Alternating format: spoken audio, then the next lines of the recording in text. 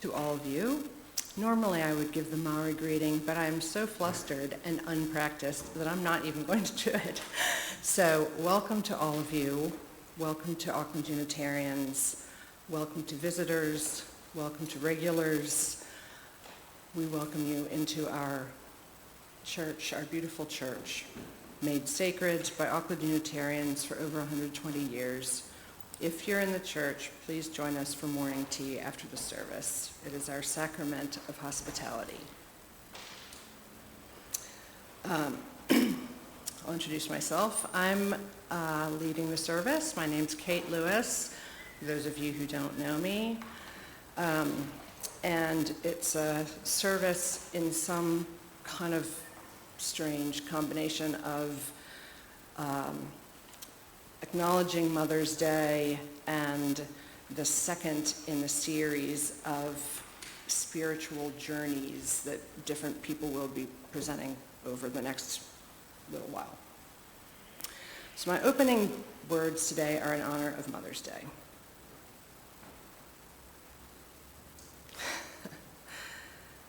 Sorry. The other thing I should say is that I cannot believe I chose to do this service because Mother's Day is actually really hard for me. So we'll get this out of the system. Okay. For all the mothers and mother figures, the grandmothers, aunts, and extended family members to mother, the soon-to-be mothers, the wish they were mothers, the never wanted to be mothers, the it's complicated mothers, the birth mothers, foster mothers, adoptive mothers, stepmothers, the used to be dad mothers, the more than one mom mothers, the single mothers, separated mothers, stay-at-home mothers, unhoused mothers, the grieving mothers, those who grieve their mothers, and those whose grief is complex. For all the communities that mother, for all who depend on the great mother, you are held and beloved. I don't even know if I read it. That's called For All the Mothers by Linda Susan Ulrich. Now is the time to light the chalice. Would someone, great, thank you. This is Thirsty by Gregory Pelly. And so we gather from the ebb and flow of our lives, thirsty for connection to ourselves, thirsty for connection to others, thirsty for connection to the larger life. As we light this chalice, may all who gather here be filled with joy and hope, filled with compassion and love. Here may we be filled so that we may pour ourselves out into the world. Now please join me in saying the covenant of the church.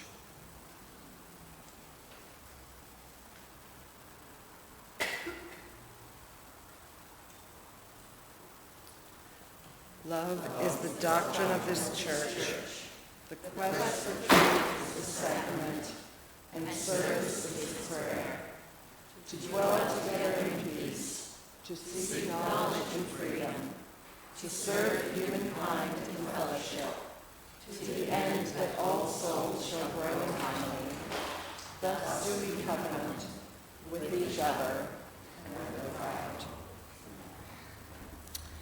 We pause at this time to hold and honor the very personal joys and concerns of the congregation. Those of you in the church are invited to come forward and light a candle and share your joy and concern with us, or simply come forward to light a candle in silence. I invite those of you who are on Zoom to raise your electronic hands, and Rachel will beam you up on the screen in the church. Someone in the church will light a candle for you if you're on Zoom, and we will alternate between those in church and those on Zoom.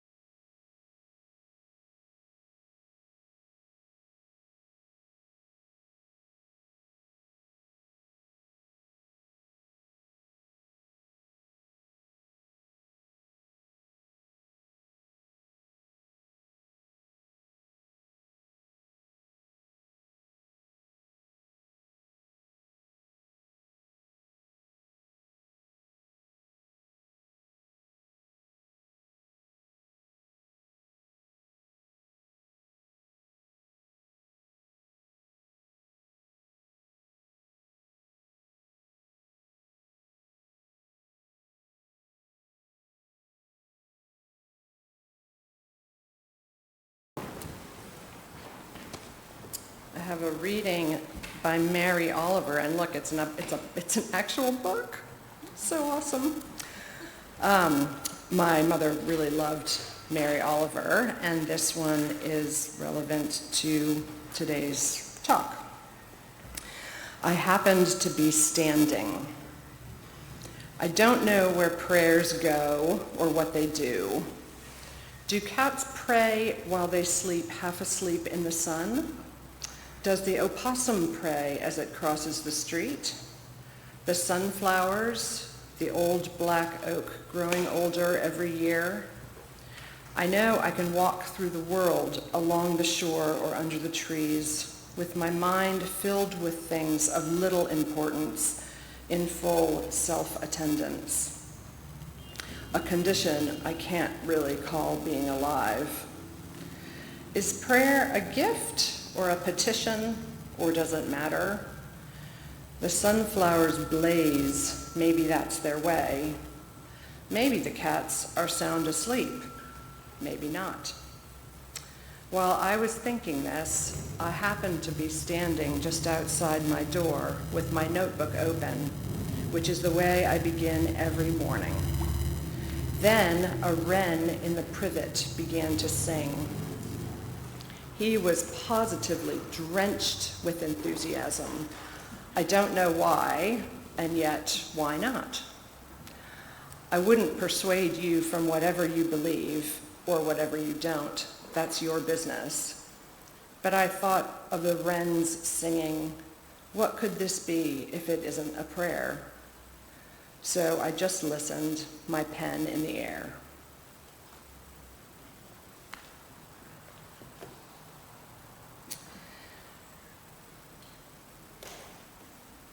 A few weeks ago, Ruby introduced our series of talks on personal journeys of spirituality. She titled her talk, Grappling with Spirituality, which is perhaps an appropriate title for the whole series, since here we all are in the Auckland Unitarian Church, and most of us did not start our religious or spiritual lives as Unitarians. After volunteering to do this talk, I started to wonder whether I am, in fact, a spiritual person. What does that word even mean? It reminded me of teaching and lecturing at the university. There's nothing like teaching a subject to make you realize you do not understand it at all. So I looked it up. The discussion of spirituality on Wikipedia is very long and has 183 references. The definition starts with this: there is no single widely agreed upon definition of spirituality. Surveys of the definition of the term as used in scholarly research show a broad range of definitions with limited overlap. A survey of reviews by McCarroll, each dealing with the topic of spirituality, gave 27 explicit definitions, among which there was little agreement. It goes on to say, in modern times, the emphasis is on subjective experience and the deepest values and meanings by which people live. That's a quote. Incorporating personal growth, soul transformation, usually in context separate from organized religious institutions, which I thought was an interesting statement. Spirituality can be defined generally as an individual's search for ultimate or sacred meaning, purpose in life, mean to seek out or search for personal growth, religious experience, belief in a supernatural realm or afterlife, or to make sense of one's own inner dimension. I like that, inner dimension. It's possible, as a side note, it is possible to induce or dampen spiritual experiences with psychoactive agents. So some leading theorists speculate that this is a direct quote, some leading theorists speculate that spirituality may be a benign form of psychosis. I think the main lesson here is how dangerous a little bit of information can be when taken out of context on Wikipedia. But so based on my reading, spirituality can encompass religion or not. You can be spiritual and religious, or spiritual and not religious. In any case, it illustrates the point that there is no single widely agreed upon definition of spirituality. In my case, spirituality is tied up with religion because I have always explored them in tandem. I grew up in the Episcopal Church, which is the American version of Anglicanism. My parents were not fervent believers, but they were disciplined, and we went every Sunday. Our 9 o'clock service, the more informal one, was in the parish house, the building adjacent to the church, in a room next to the kitchen where breakfast was served to homeless people on weekdays. We set up a circle of folding chairs with a table in the middle to act as an altar. We sang hymns, accompanied by a guy named Harold on an aging piano, had readings and no sermon. The sermon was a discussion based on the readings as inspiration to whomever wanted to speak. For communion, someone brought bread. Homemade was the best, including my father's. Old pita bread from someone's freezer was the worst. The priest blessed it and the wine, and we passed the plate and cup from person to person around the circle. The priest was a bit of a firebrand, and the way we were Christians was by embracing social justice. It was a city church, and people came for food, clothes, housing, counseling, and a warm place to sit. The doors were open all the time. The church welcomed gay men when AIDS was terrifying and people were dying. We had all kinds of people in that church, which was challenging at times, but a lesson for life.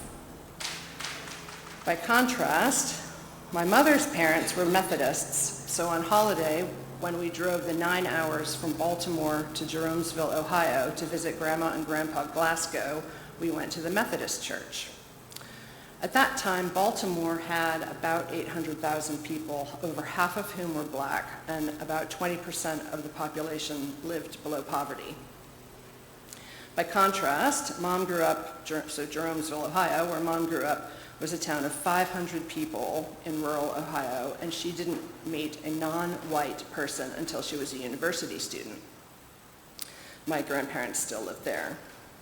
So in the rural United States at that time, and possibly still, some Christians believed that drinking alcohol, certainly drinking to excess, was forbidden in the Bible. In Jeromesville, only the Catholics and the sinners drank alcohol. My mother told me that she and her friends dared each other to climb up and peek in the windows of the one bar in town to see who was there. When my parents got married in January of 1968, in the middle of a blinding snowstorm, my great-aunt Nelson, who had come from Baltimore for the wedding, made family history by sneaking out to the freezing car during the wedding reception to drink bourbon from a hip flask, because the only thing available at the reception was juice. So by the time I was 18, my experience of religion was a bizarre contrast between an urban church serving the poor, where we stood in a circle and passed a hunk of crumbly bread and a chalice of wine for communion, and a rural one with a formal service where one of the most important principles to me seemed to be not drinking alcohol. So we sipped grape juice out of tiny paper cups. The consistent thing was that everyone in my family went to church every Sunday. At that time, for me, going to church was familiar and comforting. However, I already knew that I did not believe that the resurrection was real. I did not believe that people could come back from the dead, even Jesus. In the Baltimore church, this was acceptable. The resurrection could be seen as a symbolic event. In the Ohio church, it was not. The year that I graduated from high school, my parents' younger brother and I moved to Hungary, where my dad was part of a teacher exchange. This was 1988, so we were solidly established behind the Iron Curtain. While we were there, my parents did not insist on going to church, presumably because we couldn't understand the language, and there weren't any even remotely familiar churches. Practicing religion was legal at that time in Hungary, but strictly supervised by the state. Many Hungarians were Catholic, but only small numbers went to church. I joined the university choir and fell in love with a young, devout teacher who had considered being a priest. I started going to church with him, but resented that I was not allowed to take communion because I had not been baptized Catholic. I added another layer to my religious experience, feeling excluded and unworthy, the opposite attitude of the Baltimore church.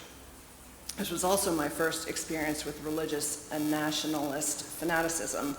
I would never be able to marry that man because I was neither Catholic nor Hungarian. It was certainly a blessing in the end, as he is still a conservative xenophobe and surely an Orban supporter. That would not have worked out. The next year, back in the US, I started university. I went there thinking I would study science, but I hated my biology class and loved history and culture. First, I was an African American studies major, then an anthropology major. I lived in Senegal in West Africa for a year and was intrigued by people's religious beliefs. There was no problem for my Senegalese university friends being Muslim and also believing in elements of traditional local religions, even though that was technically forbidden in Islam. I found it confusing, but also fascinating. I became particularly interested in Islam because of the multitude of ways it is observed around the world, from Senegal to Indonesia. And finally, I became a comparative religions major because what got me excited about my African American studies classes, anthropology, and my experience in Senegal and Hungary, in part, was when we were talking about religion, what people believed and how it influenced what they did. As part of my major, I studied the Old and New Testament from a cultural and historical perspective, which led to my conviction that the Bible was a human creation, a work of both literature and political jockeying. At my home church, I confessed that I didn't really believe any of it anymore, and they said, "You'll make a great Episcopalian. Everyone has a skeptical phase." That didn't work out. After college, I lived in Hawaii on an internship at the Hawaiian Volcano Observatory, which got me started on my volcanology career, and also I loved the Hawaiian stories. Pele is the goddess of the volcano and has battles with her sister Namaka, the goddess of the sea.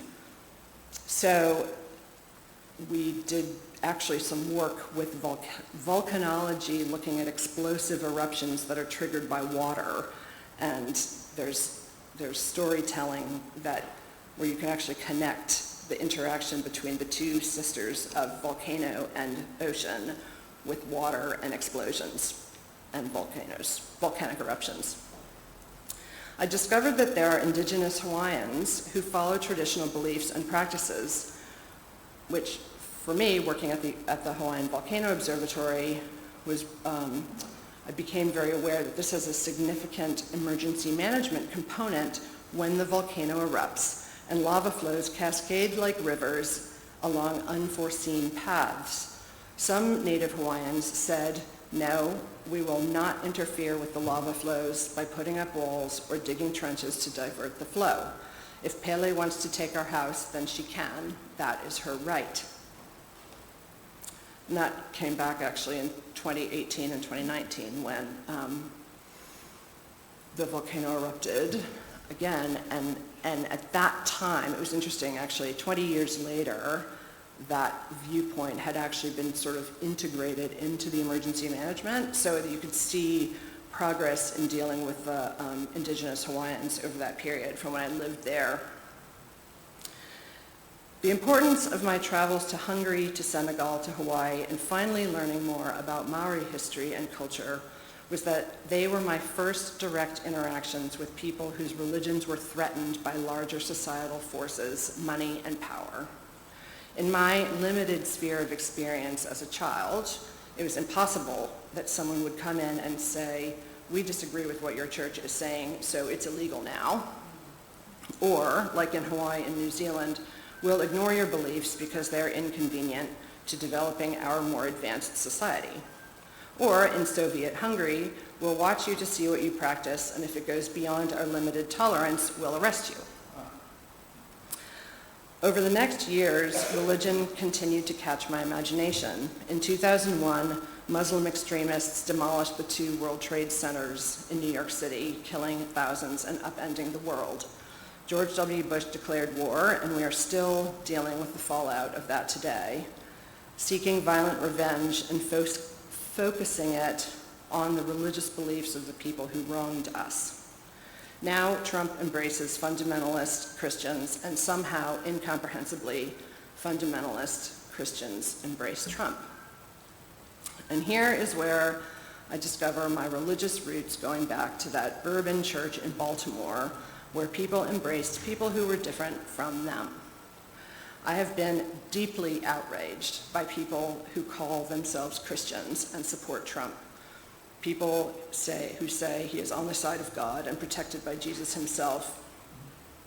I struggle because my relatives in Ohio are so-called good Christians, and I know they voted for Trump at least once, if not twice, which makes it it is painful and difficult for me to accept this hypocrisy in people I love. It is not, and over these years I have discovered it is not an intellectual debate for me. I feel it deep in my body, and I am filled with rage. I thought I had let go of Christianity years ago, but it turns out I haven't, because in my heart I believe that Christians are meant to be good people, and that they should practice their religion as good people. Just as in all my study I have found that pretty much all religions want their adherents to be good people. It is pretty universal and of course widely distorted that being a good person does not include using your religion to hurt, hate, or condemn others. Saying it out loud sounds simplistic and naive and even childish. I know it's the difference between knowing something in your head, having always known that organized religions have been used for bad, compared to how it makes me feel. I know all the intellectual complications around human behavior, but in my heart, I have strong beliefs around how we are supposed to treat people, no matter what religion or spiritual belief we subscribe to. And I guess coming to that clarity has been a big step along my spiritual path. Because it's Mother's Day, I'll share one story about my mother and sister, which is relevant. As I said earlier, we lived in Baltimore and had lived in other places before that. When my mother married my father, it led to a very different life from her childhood, including drinking bourbon before dinner. By contrast, her sister Judy married a teacher and stayed in rural Ohio. So they both married teachers. One just moved around a lot. Mom and Judy were best friends and talked every week. When my mother was dying, Judy came and stayed for a while so she could visit the hospital. While generally the conversation was not challenging, this has always been a family that avoided talk of politics and religion, at some point Mom let drop that she didn't believe in heaven. She figured that when we die, we're just dead. Later, Judy confided in me that she was deeply distressed by this. She couldn't believe that Mom didn't believe in heaven, while to her it was a fundamental and crucial part of her faith. She needed to know that when she died, she would be reunited with her parents and her sister, and I think the fact that Mom didn't believe it made Judy fear that she wouldn't be able to go, that Mom would not be able to go. And that led to genuine sadness and grief for her. It really complicated my mother's death, I think. I like to think that if there's a heaven, then Judy and her parents will be there, and so will my mom, just because Judy and her mother before her believed it to be so. I figure we can just believe whatever we want on that track. I see religion through so many lenses, through my father's history of wealth and power and slaveholding, through my mother's family of working class conservative Methodism, my childhood in an urban church, my times abroad, my university major full of history and theory, and for the last 18 years in New Zealand, and for the last 4 in the Unitarian Church. It is inseparable from my sense of spirituality.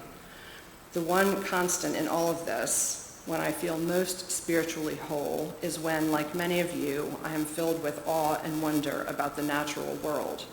I read that poem by Mary Oliver because I share that sense that in order to be whole, we need to be out and integrated and listening to the natural world. We can find wholeness there.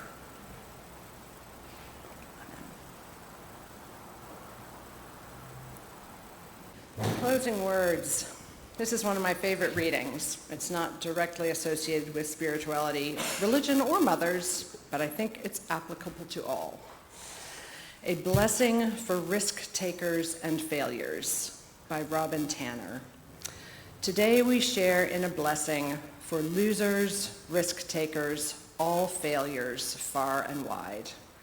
Blessed are they who fall in the mud, who jump with gusto and rip the pants, who skin the elbows and bruise the ego, for they shall know the sweetness of risk. Blessed are they who make giant mistakes, whose intentions are good, but impact has injured, who know the hot sense of regret and ask for mercy, for their hearts will know the gift of forgiveness. Blessed are they who have seen a D or an F or a C or any letter less than perfect, who are painfully familiar with the red pen and the label as less than, for they know the wisdom in the imperfect. Blessed are they who try again, who dust off, who wash up, who extend the wish for peace, who return to sites of failure, who are dogged in their pursuit, for they will discover the secret to dreams. Blessed are they who refuse to listen to the naysayers, for their hearts will be houses for hope. Blessed are they who see beyond the surface of another, for they will be able to delight in the gift of compassion.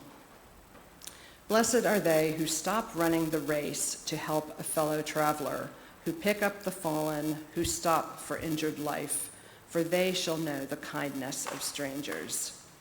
Blessed are they who wildly, boldly abandon winning, for they shall know the path of justice.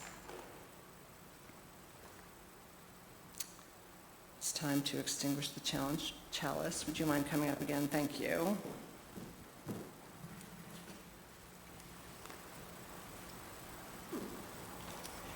We extinguish this flame, but not the light of truth, the warmth of community, the fire of commitment, or the power of transformation. These we carry in our hearts until we gather together again.